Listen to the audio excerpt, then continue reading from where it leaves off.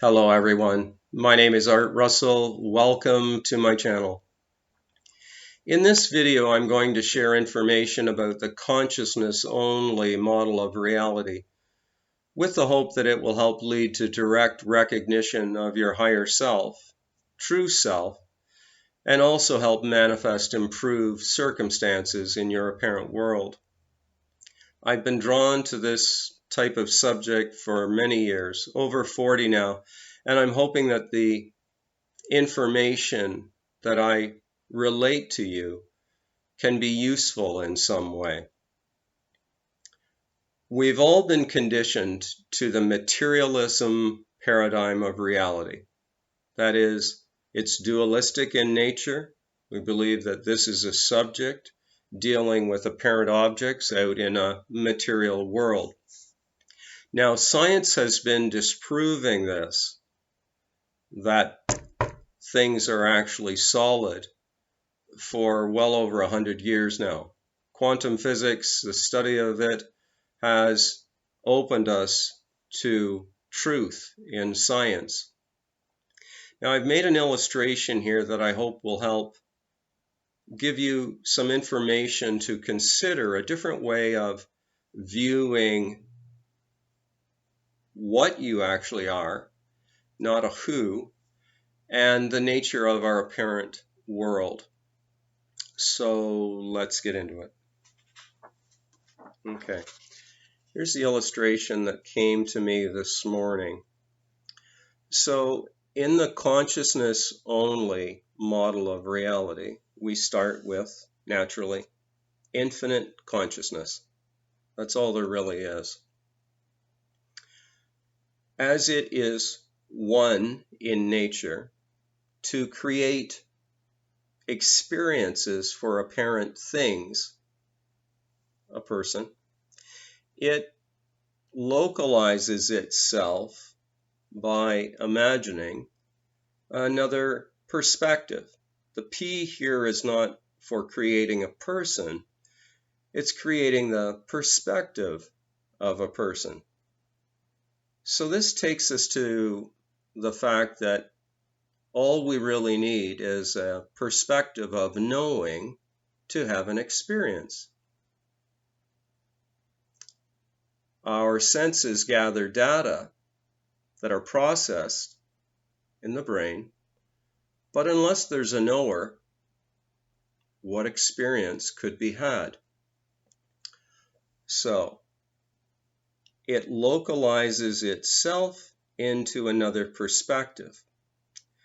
Now, subsequent to this, that perspective imagines being a person that goes through three states that we're very used to. Now, there's actually no lines between them, but we're very familiar with these areas of life. Deep sleep, the dream state, and this, right now, the waking state. And you can see by the way I've drawn this illustration, it gets a bigger proportion. 16 hours, let's say, of believing with the materialism paradigm of reality that we are the person interacting with other persons, objects, content of whatever nature. At nighttime, let's just use the usual of people who don't work shift work, even though I did for 36 years. The perspective of the person is retired to being a person sleeping. And when that first occurs, there are dreams that occur. Dreams that appear very real, and the content of them appears very real during the dream. And then deep sleep occurs, and there's actually a commingling of these top two areas. Sleep, deep sleep, there's nothing in that world. No time, no space, no objects, no other persons. as we rise, as the perspective rises again in the apparent morning towards waking, more dreams may occur. Now, these are usually indicated in sleep studies with rapid eye movement. We know that the perspective, there's a dream going on. And then the rising again, and as consciousness picks up the speed, vibrates at a higher rate, an apparent world arises. Now, this is where I draw on some of the wisdom of Sri Nisargadatta Maharaj. He was asked once by a seeker, a spiritual seeker wanting to know his true nature, what rises first, the person or the world? And I really like this explanation, and then I put my twist on it by doing this. Sri Nisargadatta Maharaj said they both arise together. So I think of it as, okay, the smaller hand here and the bigger, the world and the person. So here's the person in the apparent world. The important point with this is to remember that person, perspective of the person, and the world are generated by infinite living mind through the prism of the perspective of the person. Now, if this seems really bizarre, and yes, it's a different way of viewing reality, but there are definite pluses to this. We know that in nighttime dreams, things, situations, events seem very real. It's only when we awaken, when the perspective wakens in the morning, that we realize that was just a dream. That's what I'm saying is occurring right here, right now. Now, with this paradigm of reality, I and you cannot be doers any more than I could have been a doer in the nighttime dream. We know that all the content of nighttime dreams, let's say you're rowing a boat over water, you're rowing very nicely, you're on a lake or an ocean, seems very real during the dream. But then when the perspective opens up in the morning, let's say, to the perspective of the person and the world that it interacts with occurs or presents, we usually give very little thought to, oh, that's right, the rowboat, the water, the oars, that all had to be made of mind. That's what the consciousness only model of reality is saying about this. And I'm going to share some more information here that I hope will give you pause to contemplate the nature of what you really are in essence. And I'm saying that would be spirit or consciousness, awareness. It goes by various names, but definitely not the person. The person in this paradigm would be viewed as an appearance in consciousness made by perception. The world is perception. The person is perception. Not perception of a world, because that implies that there's an independent world standing out there made of matter, which science cannot find, by the way, standing independent of the mind that perceives whatever phenomena arise in it. And we're not talking about a mind generated in this. This is an appearance.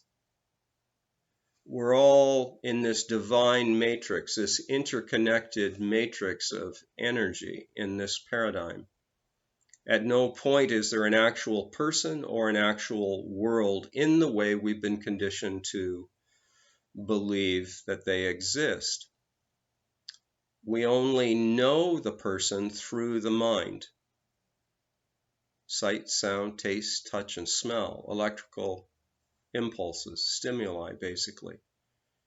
And voila, you got a person, apparently. And we're all functioning under that. But to know the absolute is to know awareness as our home ground from which, or the infinite consciousness from which we took an apparently human life or enjoy. And the reason I'm sharing this is not to get you to adopt with me, it's not a belief. Enlightenment, which is not something we can actually relate, we can point to it. But when it occurs, the delusional belief in being the person evaporates. There is no person that ever becomes enlightened.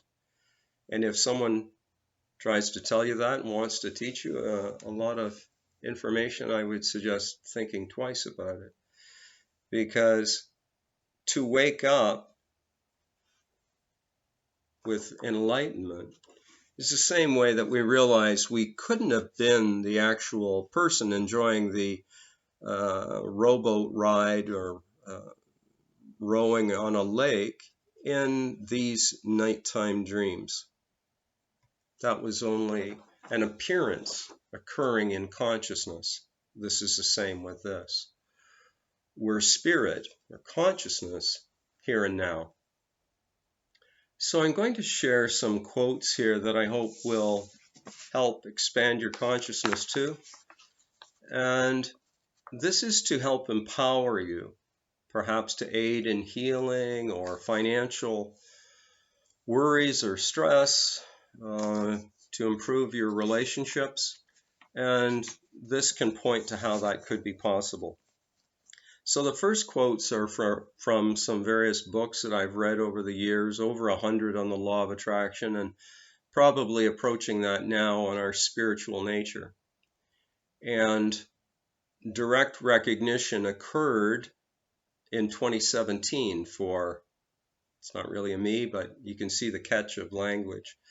And then it has expanded so that I relate, this information is related through what you are seeing here now through this video. The first quote is from The Law of Success by Paramahansa Yogananda. Mind is the creator of everything. So that totally jives with a dream within a dream that I shared in the illustration. The second quote is from Mind, Its Mysteries and Control by Swami Sivananda. When you know the real tattva, we put in brackets Brahman. Brahman, and I've mentioned this in my book also, Brahman is considered the ultimate underlying reality. When you know the real tattva, so Brahman, the waking consciousness also will become quite false, like a dream. Another quote from A Happy Pocket Full of Money by David Cameron Giocondi. The world is an illusion, as we will see more clearly as we move on. See it as illusion. Believe it to be an illusion designed to help you know and experience yourself. And he's put that in uppercase for self, as I do in my writing. Uppercase. The witness perspective, instead of believing yourself to be a false self that we've been conditioned to believe arises in the brain. It's called the hard problem of consciousness. How these apparent units are conscious. They're not. They appear that way in a dream. Once you do, you will always remember to create the next version of the illusion that you wish to have. You literally create the next version of the world by painting your mind's images with certainty. Certainty. That sounds like faith, doesn't it? Believe in yourself. Believe in your abilities. Believe that you are healed or financially independent or experiencing a wonderful life. Now, with regard to mentioning health, I'm not saying to detour from any treatment that you believe is right for you. I would never I would never say anything that way at all. But in conjunction, if you believed that you were getting better, why not deliberately engage the placebo effect? And many of you are familiar with that, in which a medicine or a treatment, it used to, sometimes was allowed, it wouldn't be by today's standards.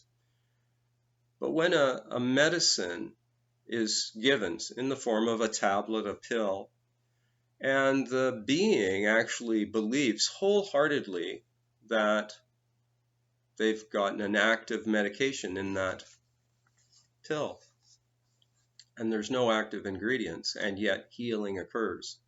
This suggests the power of belief. A quote from I Am That, which is a spiritual classic by Sri Nisargadatta Maharaj. Don't let these long names get in the way of your understanding. It's an honorific term for a being that was helping spread or point to truth so that seekers could know more than just the name and form, could know their true being, and have a lot of fears fall away with that understanding, with that knowing. We do not wake up into a really waking state. In the waking state, the world emerges due to ignorance. And ignorance, they just don't mean that people are stupid. They just mean unaware. It's not a slight in any way. Ignorance, we're all ignorant. I don't know how to change certain parts of a car, or we're all unaware. We're all supposed to be a gift to one another in this divine matrix, and we can be. In the waking state, the world emerges due to ignorance and takes one into a waking state dream. Both sleep and waking are misnomers, so they haven't been named properly. They don't really depict what's really going on. We are only dreaming. True waking and true sleeping, only the Jnani knows. Now that would be a knower, someone that has experienced a deeper level of reality than just the surface level where I went along. I know I apparently went along for about 58 years that way before consciousness started expanding. We dream that we are awake. We dream that we are asleep. The three states, here we go,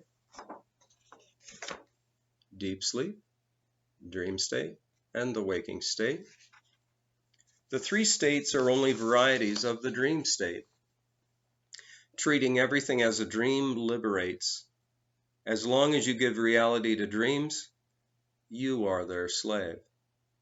So I'm hoping this will help point you to freeing yourself from a delusional perspective. Quote from Before I Am by Mooji, who's an enlightened being. He's been helping point seekers towards awakening directly for many, many years. World is not. You, me, and all else that you see within and without, they do not exist independent of yourself. And by that, he doesn't mean independent of this. He means your true self. This perspective, while incarnate, but actually an aspect of infinite consciousness. The world you inhabit is created inside your own mind. It is all dreaming. A quote from Open Secret by Wei Wu Wei. Our dreamed selves, autonomous in appearance, as in life, can be seen in awakened retrospect to be puppets, totally devoid of volitional possibilities of their own. What we have focused on with our thought becomes beliefs in the subconscious mind, which become habits, which are driven in, weaved into this divine matrix and play out in the waking state. So basically, what we have been telling ourselves and what we continually tell ourselves about situations matters, apparently comes into a material world. Matter is within the dream. Quote from Who Am I by Sri Ramana Maharshi. Now, a seeker had asked, "Is there no difference between waking and dream?" His reply was, "Waking is long and dream short. Other than this, there is no difference.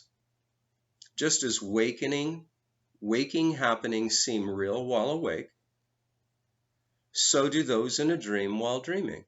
Now that takes us back to the example of rowing a boat, let's say in the lake, in a nighttime dream. This right now feels pretty real to me. It's occurring in the waking state. Why is this occurring in my dream and not yours? Well, you as a witness to it, as a viewer. But why am I performing this? Apparently, because my soul has been deeply curious about this nature for many, many years. Curious about the law of attraction with the hope that that can help my apparent character, but more importantly, be a source of worthwhile information for you so that this can be applied if it feels right to you. Quote from the Master Key System by Charles F. Haanel. Now, the Master Key System is a challenging book to read, but man, is it rich with information. It's about the law of attraction. Here's the quote. "It is the few who know that the things which they see are only effects and understand the causes by which these effects were brought into existence." Now, about things being effects, one point that I relate in my book, what kept me pointed at truth or rooted in truth, is how eyesight functions. Light enters. If we remind ourselves of that through an apparent day, light is entering, being formed into what we see. We're always seeing representations. Now, the assumption is that there's a world made of matter out beyond this. Can you prove that to me? If so, I'm not being cocky with this, but if you can, science would be very interested in hearing from you too. We experience what's presented in the mind, what's created by the mind, and our beliefs have a lot to do with what shows up in the waking state dream. A few quotes from the Bible, just 3 of them here. I'm not a theologian, but I saw these years ago, and I have many more related in my book too, that make sense from the consciousness only model of reality. From Acts 17, chapter 17, verse 28. "For in him we live and move and have our being." Him would be consciousness or awareness, universal mind, infinite living mind, the absolute, whatever we desire to call it. Unified field in consciousness, but informally we refer to it every day. I am. The Bible did too. I am that I am. Another quote, Job chapter 22, verse 28. "Thou shalt also decree a thing, and it shall be established unto thee." Established. What's it going to be made of? All there is consciousness, so it's going to be made of consciousness as an apparent experience in the waking state. From Mark chapter 11, verse 24. "Therefore I say unto you, what things soever you desire, when ye pray, believe that ye receive them, and ye shall have them." Now, it's important at this point to relate about prayer. Prayer in this case is not supplicating to an apparent God outside of ourselves. It's more in the aspect of claiming. see whatever we desire from the end result. If it's improved health, see yourself vigorous, health totally regained, independent of age too. Let that be a number in related to the story of the body-mind. I would believe that that is going to help you.